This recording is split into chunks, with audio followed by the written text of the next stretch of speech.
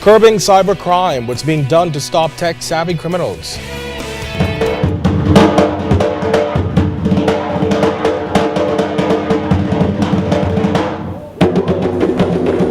Hardwood handed out. National Arts Festival Awards winners treated to Government House. Trick or treat ahead tonight. Who will be in the shadows besides trick-or-treaters? The National Report starts now. Now in HD.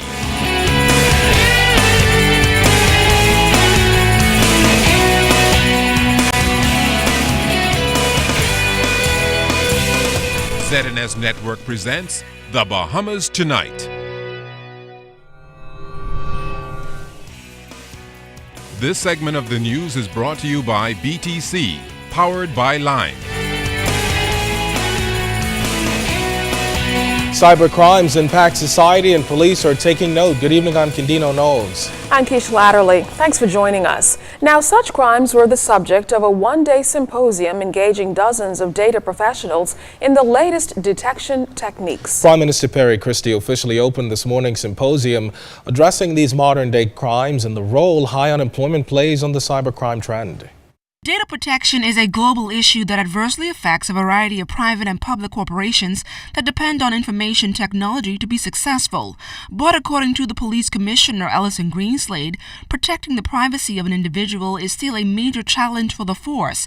In fact, he says the force is now prepared to work with the Bahamian public to tackle emerging cyber threats and data protection issues of the 21st century. With the assistance of the U.S. Embassy, a year ago, we were able to establish at the Central Detective Unit what is known as a Digital Forensic Investigations Unit.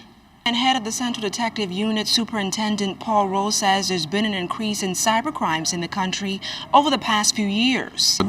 We have seen an upsurge around 2010, 2011, and then it seemed to, in the recent past, not been as prevalent in terms with the posting of pornographic material, because the officers within the cyber crime unit have been going around to many of the schools and providing information to the students as well as to the local churches. We have done quite a bit to educate people that it is a criminal offense. Prime Minister Perry Christie says protecting the personal data privacy of all Bahamians is extremely important to his government. However, he admitted, though, that unemployment is a contributing factor to crime in the country. Unemployment, in many respects, is an incubator for crime. And then when one looks at how does one go about in the country identifying new sources of employment. How do we, in today's world, which is increasingly competitive, ensure that we are on the path to mastering the technology that is the order of day in the world? LaDawn Davis, ZNS Network News. A man and a woman were shot overnight in separate incidents. In the first, a man attending a party in South Beach around 3:45 this morning was shot in the back. Police say the victim got into an argument with a man who produced a handgun. The victim remains in hospital in serious condition. Meantime, a man standing with a group around 9:28 this morning was shot in the stomach. Police say two suspects, one of them armed with a gun, fired into the group. The two suspects fled on foot. The victim is in serious condition in hospital. Police managed to arrest a 23-year-old male in connection with the matter a short time later in the Carmichael Road area. Well, more than 10 people have been questioned in connection with the murder of Kurt McCartney, but still no arrests for his Thursday night murder. Police spokesman Stephen Dean says all the persons taken in were released pending further investigation, but none of them have been classified as suspects just yet. McCartney was shot and killed in the Gambler Village area last week Thursday. IAAF officials are wrapping up their site tour inspection in the Bahamas today. At this hour, they are being feasted to a dinner by government officials and World Relay 2014 committee members. Senior Vice President of the IAAF, Robert Hirsch, told the Bahamian public the IAAF is 100% on board for the relays.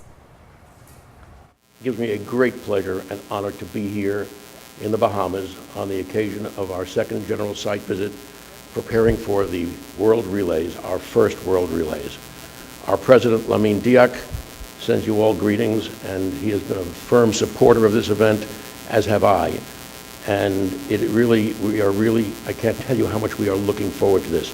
We are very grateful to the government of the Bahamas for offering to undertake the hosting of this event.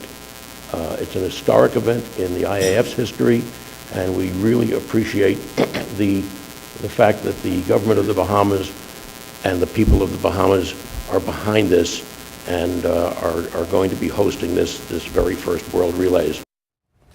Well, today is Halloween. Yes, and tonight some cute trick-or-treaters like the ones at Pt.1 Academy may be roaming the streets. The school held its annual Halloween parade this morning, setting the tone for a night that will bring out the princesses, ghosts, goblins, and police.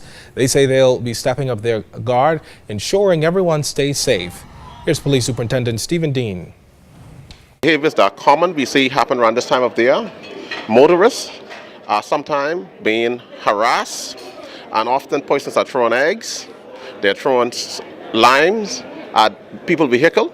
We are saying to parents, please speak to your children before they go out today to warn them, because if they are found contravening any of these laws, they will be prosecuted. Most of all, we want parents to please educate your children. We want you to do, if you're going out, to just look in a confined area. Just trick or treat in the community where you live. Do not allow your children to go outside those boundaries. Don't go into no strange territories. A leading commercial bank making a significant investment in education today. Commonwealth Bank donated about $200,000 worth of technological equipment and school supplies to the Ministry of Education. Bank President Ian Jennings made the presentation to Education Minister Jerome Fitzgerald this afternoon. Over the last 7 years, the bank has contributed nearly $1.5 million to education. Mr. Jennings says education is not the sole responsibility of the government, but the responsibility of communities. Minister Fitzgerald thanked Commonwealth Bank, adding that its investment will go a long way in helping provide technological equipment to all schools throughout the country. Parents supporting their children and private and public partnerships together, lending a much-needed hand, will we be able to achieve the goal of a well-educated society, beginning, of course, with our children. We hope that this donation of active boards, laptops, LCD projectors, and 10,000 backpacks filled with essential school supplies will help to address some of the urgent needs for the 2013-2014 school year. Last year, quite a number of Family Island schools benefited. Grand Key benefited from it, which is, of course, our northernmost island or key where we have a school. And so some of the real far-flung islands where we would like to put technology, particularly in the primary schools, they will be the main benefactors of this technology.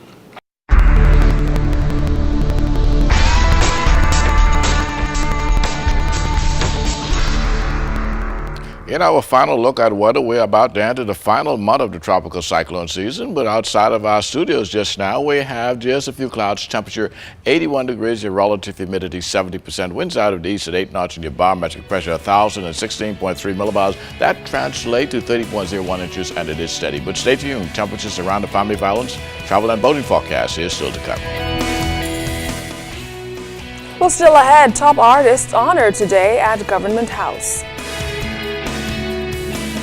Sorority comes together for a cause. You're watching The Bahamas Tonight.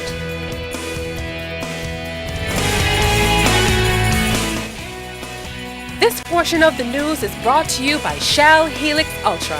Performance you can see.